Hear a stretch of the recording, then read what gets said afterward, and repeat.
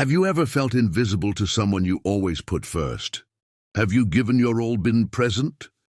Tried everything and still been ignored? Cast aside, treated as if you had no value. This happens because when we give too much, the other person starts to take us for granted. But what if I told you there's a way to turn this game around? Without yelling, without begging, without chasing in this video. I'll show you 9 Stoic attitudes that cause the reverse effect. They make the very person who neglected you start to see you again, or rather become desperate with fear of losing you forever. And best of all, you won't have to play games. These attitudes are based on an ancient philosophy, Stoicism, which teaches how to gain respect, balance, and inner peace, even when the outside world tries to destabilize you. Stoicism was born over 2,000 years ago, but it's more relevant than ever. And do you know why? Because it teaches something rare nowadays: the power to focus on what's within your control and let go of what isn't. The Stoics. It's not worth wasting energy trying to change the mind of someone who doesn't value you. Change starts within you in your actions. Emotions and reactions. Epictetus, one of the greatest names in this philosophy, said it's not what happens to you, but how you react that matters. This means that instead of chasing answers, you learn to be the answer. And when you act with this silent firmness, something shifts. You disturb, you arouse doubt, you activate the fear of loss. You stop being predictable and become unforgettable. Because Stoicism isn't about coldness. It's about emotional intelligence, dignity and strength, and that's exactly what these 9 attitudes will show you now. Attitude 1, strategic silence. Sometimes what destabilizes someone most isn't what you say. It's what you don't say when you stop chasing, justifying your presence, or responding on impulse. You change the game. Silence, when used wisely, is one of the most powerful tools to regain your dignity, especially with someone who's grown accustomed to your explanations, your immediate availability, your unlimited attention. When you go silent without drama, without hints, without announcements, you force the other person to look inward. And that hurts, because the one who thought they always had you nearby starts to miss the noise you made just by existing. Marcus Aurelius said, "Nothing is as powerful as the silence of a man with a just cause." And it's true. Silence leaves space for the other person to think, to feel uneasy, to realize what they've lost. It's not absence, it's elevated presence. It's you saying, "I'm still here," but not just anyway in a noisy world. Those who know how to be silent with purpose become unforgettable. Attitude 2, focus on yourself. Someone who spends their life trying to be seen by someone, who ignores them, inevitably distances themselves from their own self. And one of the most transformative and unexpected attitudes is precisely this: stop wasting energy on those who don't see you, and start taking care of who matters most, you. But this isn't a false focus, one of those that try to cause jealousy or look good on social media.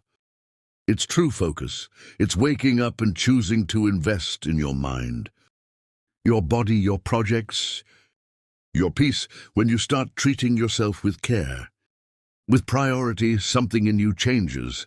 And this silent transformation, without fanfare, without performance, deeply impacts the person who once ignored you, because they start to realize that you no longer depend on them. To feel good, the Stoics said, true freedom comes from within. And it's precisely when you stop wanting to be chosen that others start to want to choose you. You move from the role of begging for attention to the role of inspiring respect. Focusing on yourself isn't selfishness. It's your healing. Attitude 3, controlled absence. Some people only understand the value of your presence when they feel the weight of your absence. And this is one of the most elegant and effective Stoic attitudes. Knowing when to exit the scene without scandal, without notes, without exposed hurt. Just withdrawing peacefully. Controlled absence isn't punishment. It's a silent message that you won't stay where there's no respect. Someone who's used to your constant presence, your immediate response, your automatic giving, feels the impact when you simply stop being there. Not because you vanished in anger, but because you learned to protect yourself. Seneca said sometimes to be noticed. You have to disappear, and disappearing with dignity is one of the most powerful ways to provoke reflection. When you stop being available to someone who doesn't value you, you create a void that even the most stubborn pride cannot fill. The right absence at the right time makes the one who underestimated you start to wonder if it's already too late. Attitude 4, dirty emotional reaction. Want to confuse someone who thought they had control over you? Don't react, don't explode. Don't beg, don't explain. Just stay calm. This is one of the most difficult attitudes, but also one of the most impactful, because someone who's used to your despair, your attempts to fix everything, your raw emotion doesn't know what to do when they encounter serenity. Epictetus said anyone can get angry. That is easy.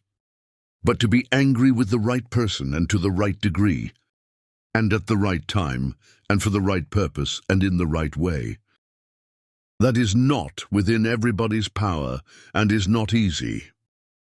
The emotional reaction isn't coldness. It's strength. It's mastery. It's you deciding that no one else will throw you off your center. And when the person provokes you and realizes you're not reacting like before, the lack of control shifts sides. Your peace starts to bother them. Your maturity becomes a mirror. And the one who tested you now sees themselves exposed, reflected in your firmness. When you choose not to play anymore, the game simply ends. Attitude 5, silent self-esteem. There is nothing more magnetic than someone who loves themselves. In silence, without fanfare, without the need to prove anything to anyone. When you start to genuinely respect yourself, taking care of your appearance, your environment, your choices, that natural confidence shines through, and the one who once underestimated you starts to notice. Because silent self-esteem doesn't need a stage. It's perceived in the way you walk, the tone of your voice, the sparkle in your eyes. Marcus Aurelius said the best revenge is to be unlike him, who performed the injury, and that's exactly it. Before you bent over backward trying to be accepted. Now you expand because you become whole. Self-esteem changes the frequency of your presence. It makes you choose your companions better, move away from what weakens you, and get closer to what strengthens you. And when you treat yourself as a priority, the world starts to do the same, including someone who once didn't see your worth. Attitude 6, unbreakable boundaries. Nothing changes an unbalanced relationship more than the firmness of a boundary. When you finally decide what you no longer accept and uphold that decision, something powerful happens.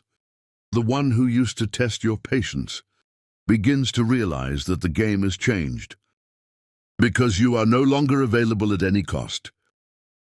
Setting boundaries isn't pushing people away. It's protecting your peace. It's clearly drawing the line on how far the other person can go. And yes, many will try to cross that line, make you feel guilty for saying no. But Stoic firmness does not bend to manipulation. Epictetus said it's not what happens, but how you react that matters. And reacting with boundaries is an act of self-love. Whoever can't handle your firmness reveals that they were only there for the benefit of your fragility. But those who respect you understand and adapt. Clear boundaries don't push away true love. They only filter out those who weren't willing to offer the same. In return, attitude 7. Selective generosity. Being generous is noble, but being generous to everyone, including those who don't reciprocate, is an invitation to exhaustion. Selective generosity is one of the smartest attitudes you can adopt. It's about stopping spending time, attention, and energy on those who only approach when they need something. It's about offering the best of you only to those who truly value it. Seneca said generosity is a virtue, but it must be guided by reason.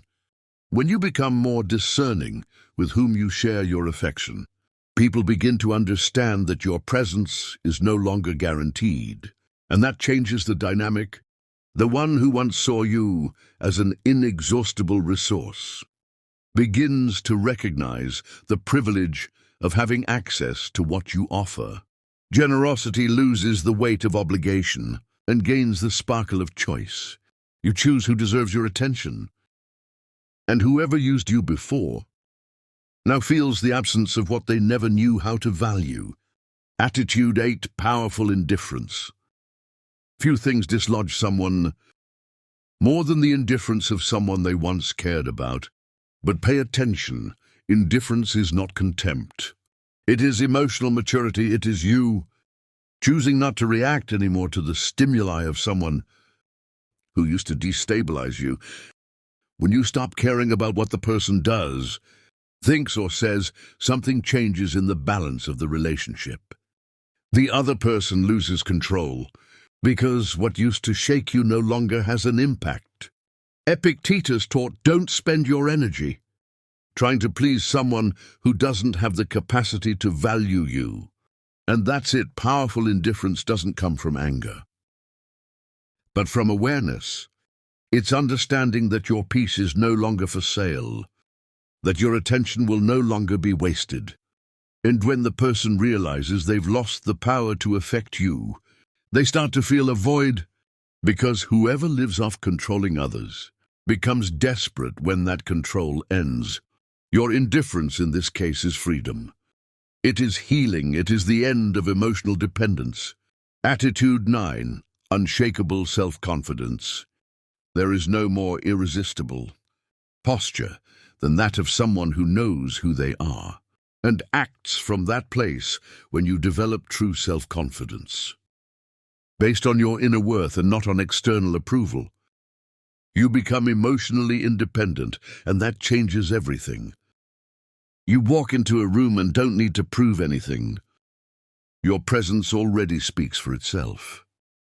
Marcus Aurelius said, self-reliance is not arrogance. It is wisdom, and wisdom is exactly what emanates from those who do not seek validation. When you stop waiting for recognition and begin to move with firmness, with clarity, with purpose, even those who ignored you before start to notice. Because now you don't need to be chosen. You chose yourself, and that's the moment the game turns. The one who once underestimated you realizes they've lost access to someone who finally understood their own worth. And that loss hurts, because self-confidence not only attracts, it also liberates. Now you understand these attitudes aren't about revenge. They're about transformation, about regaining control of your life and stopping the search outside for what can only be built within. When you practice strategic silence, invest in yourself, set boundaries, and nurture your self-confidence, you change. And when you change, the world around you starts to respond differently. Those who underestimated you feel it. Those who ignored you notice. Those who lost you regret it. But none of that matters anymore, because now you see yourself. You are enough for yourself. And that's exactly where true power lies.